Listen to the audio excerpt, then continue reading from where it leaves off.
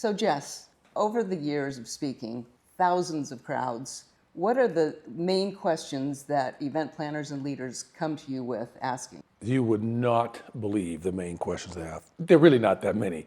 They're really just a few. But I believe that 7 main questions that you actually have the recipe for, I would like to start unpacking and peeling those off so that we can help others that are looking to hire great speakers. The first question is, people ask us, how do you customize content? Ooh, that is a really good question.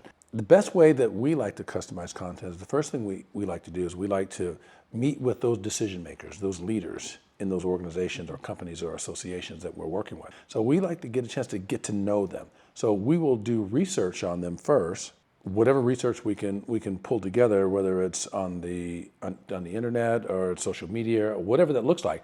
We like to gain that information first, and then we like to have a brief discovery call. And the discovery call is to really more of an introduction. So they get a chance to know who we are and we get a chance to know who they are. Mm-hmm.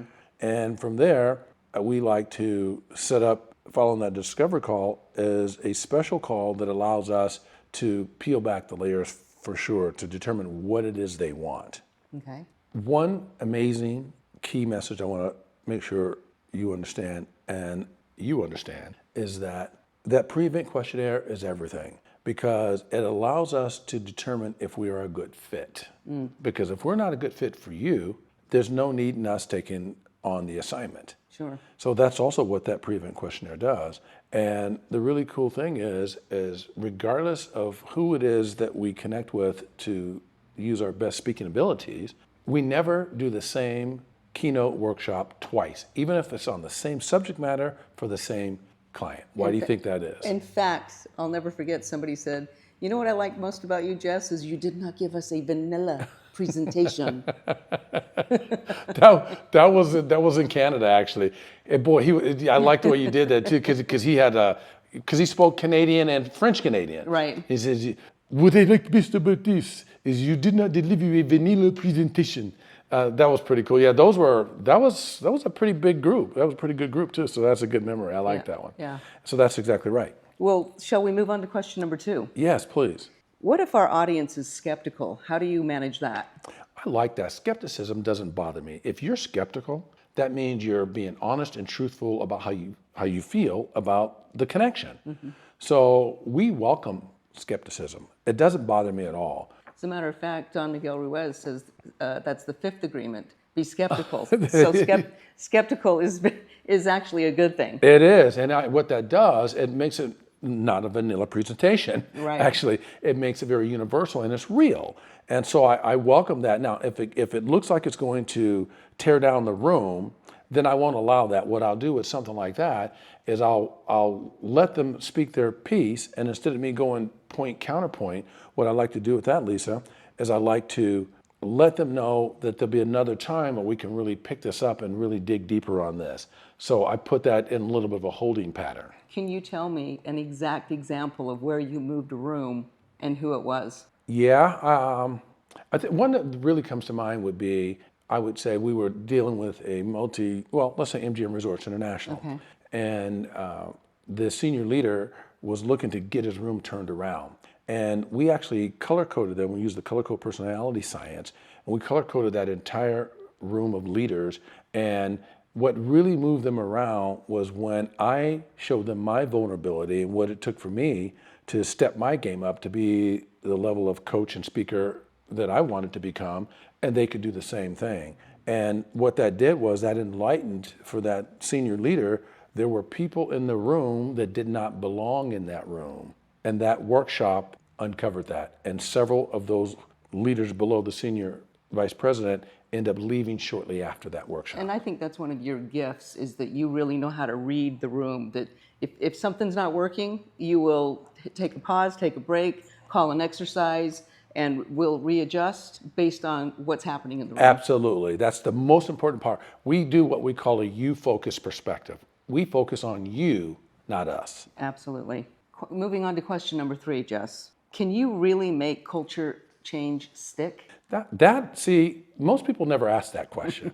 If you haven't asked that question, you should, okay? Because what is the point of paying us, no matter what it is you end up paying us to come in and serve you, and then it leaves when we leave. What's the point? Right. So yeah, I really think to make it stick within those cultures is to have an extended relationship with those that we sign up with, to allow them to have more access and connection with us and allow us to be an additional accountability partner as an outside source. Because the senior vice president can tell them, or the president or the CEO can speak to their teams. And if we say the same things, they hear us differently. Why? Well, because, it's like Charlie Brown. Wah, wah, wah, Is it wah, like wah, Charlie wah, Brown, wah. Lisa, or is it like mommy and daddy? Well, that too. It could be either one. Yeah, because Whichever analogy you prefer. Do you listen to your mommy, or do you listen to your daddy, or do you listen to them sometimes? Or do your friends' parents seem to know more and better? Well, after 25, they kind of knew a thing or two that I didn't think they did know. Fair enough. Yeah. But that's very similar. So I think that concept comes into play here, was when they're very familiar with the team that they're serving, that team doesn't hear them the same way as they hear us. And I think it's important to work with them in all seasons and facets of an annual review or their year, because they go through different seasons and different things whether it's an employee evaluation. We can help them best deliver that and let the culture of, if it's how you leave them feeling, make it stick. 100% spot on. Let's go with question number 4, Jess. We are often asked, how do you handle difficult topics? Difficult topics are typically handled with 100% honesty. And the first thing I do is I like to determine, can you handle the truth? And I'm not talking about A Few Good Men. I mean, I love the movie and all, but I'm talking about for real.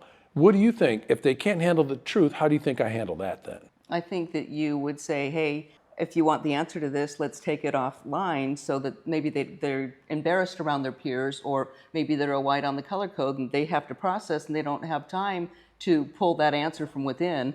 Depends on who you're talking to and understanding the language of that person. Absolutely spot on. That's exactly right. And what I would say is, if you can't handle the truth, I'm going to give you what you can handle. There's no point if I tell you, listen, there are 10 key points that's going to help you understand that and get to a better place, and you say, I can only handle 5.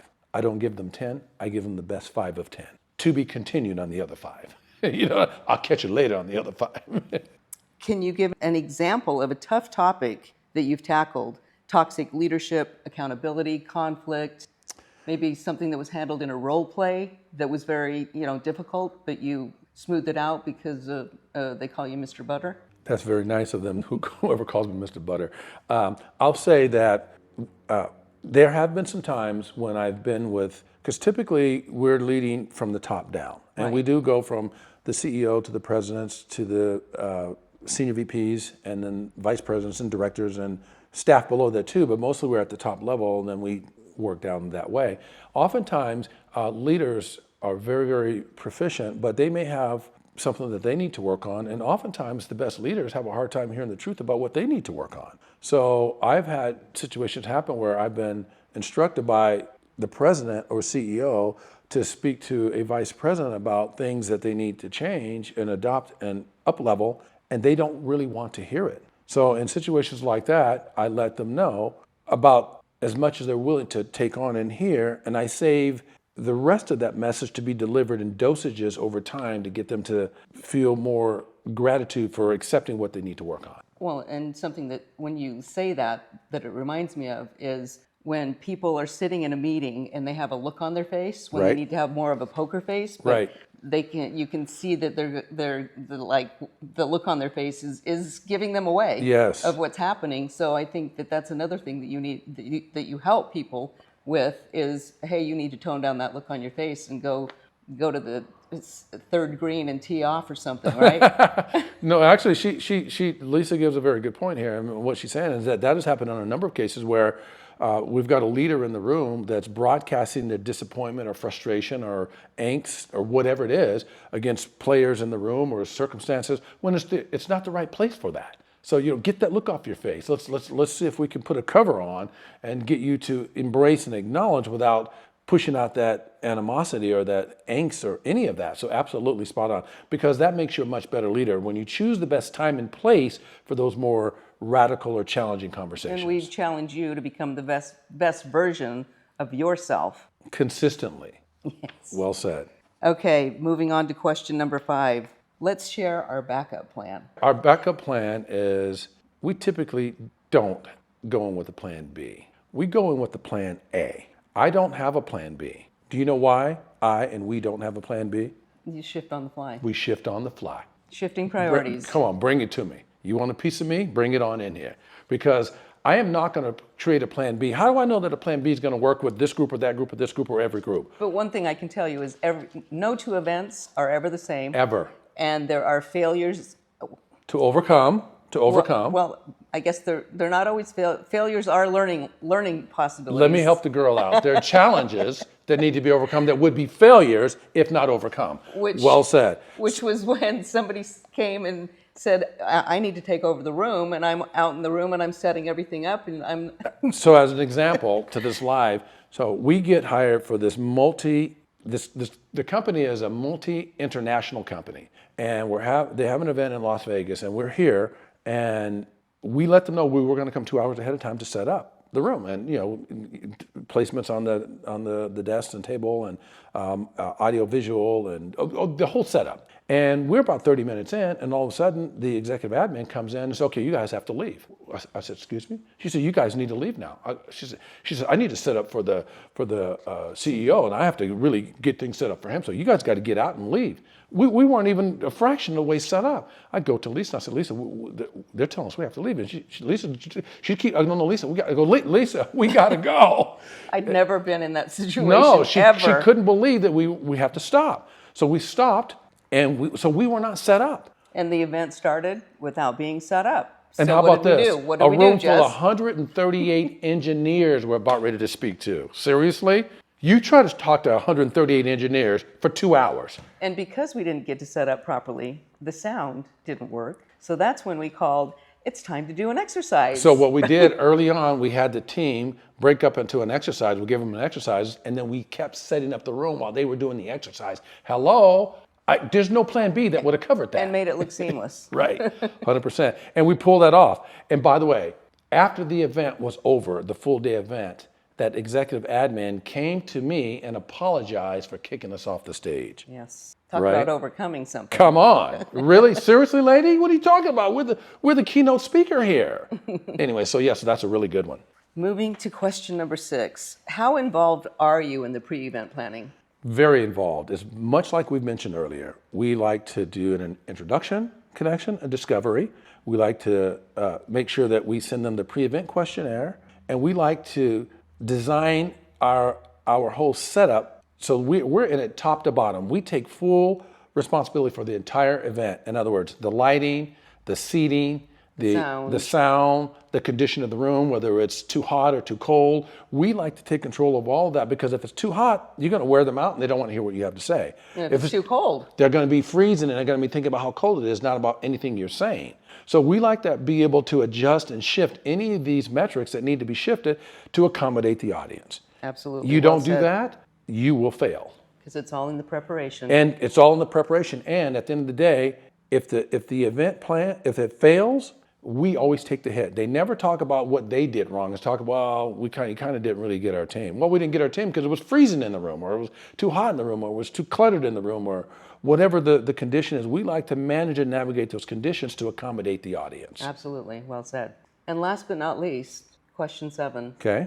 What makes you different? I'll tell you what makes us different. What makes us different is, again, we will never duplicate the same keynote or workshop or any type of speaking event that we do, even if for the same audience. We like to highly customize all of our events. Our storyboards are more pictorial and videos versus a bunch of words driven up on the screen. We don't like to do that. And we like to do a combination of impromptu, organic, and structured learning style. I think also what makes us unique is the male and female. Yes. And my background is 33 years in broadcast television, and Jesse is 36 years in hospitality. And to have that, wow, what is it, 70 years of experience? I mean, that's pretty profound, right? Yeah, it is. And I think that your eclectic background and makeup of what made you the solid professional that you were in when you were in the television industry and broadcasting It was very huge. And what I've done from the marketing perspective, the casino marketing perspective, and the hotel operations and food and beverage and anything hospitality-wise, we have a broad range of being able to reach and connect with people where they're at. Now, I'd like to ask you, we have several speaking programs. Sure. Would you like to talk about grasp or reach? Because I'd like them to understand one of our programs. Yeah, let's talk about grasp. Grasp is one of my favorite ones because it's very universally connected. It reaches literally every audience that we've touched has some level of reaching into that, and it stands for getting ready, attitude, signature, and passion. And the getting ready part is what are you doing to get ready for your world, for your life, right? And we were taught this form of grasp. They didn't tell us this, but we were all, for the most part, all taught the same thing. Go to school and get good grades. So you can get out of school and get a good job. Hello? Were we not all taught that? That's the old grasp, and that's fine to a degree. But you can do better than that. The new grasp is a new form of getting ready, and you focus on that A in the middle is what is your attitude? Assess your attitude and determine where you need to level up your attitude because you've heard it said before, your attitude will determine your altitude. Yes. It'll determine how high you go or how far you drop. So the new grasp is not just going to school to get good grades and get a good job. It's focusing on your attitude and what is your brand? What is your signature? That S is what is your signature? How do you do things, right? Like what is your signature, Lisa? I'm a great listener. Profound listener. Don't you have a company? Lisa Listen. It's called Lisa Listen. Why is your company called Lisa Listen? Because it's my best asset. It's my gift. It's my purpose. Because you listen better than anyone that I've ever seen before and listen with conviction. But so that signature that you have brands you and people have come to know you. Do you not have multiple people, typically women, because you focus a lot on women development, that come to you and want time with you for what reason? Because I'm a great listener and they have a lot to unpack. And they want to be heard. Yes. And they know they will with you. But So the other thing about grasps and getting ready, then you're taught to get a job, and when you retire, you... typically die. And we like to reverse that. We like to teach you how to live. Absolutely. And you can live by adjusting your attitude, by having a powerful signature, and what's that P stand for? Passion and purpose. Yes. When you tap into your passion and your purpose, that makes your signature better, that lets your attitude elevate, and your getting ready process is very different. When you're getting ready from a focus from your purpose and your passion, it's not going to school and getting good grades so you can get a good job. It's new grasp. Wouldn't you say mic drop on that?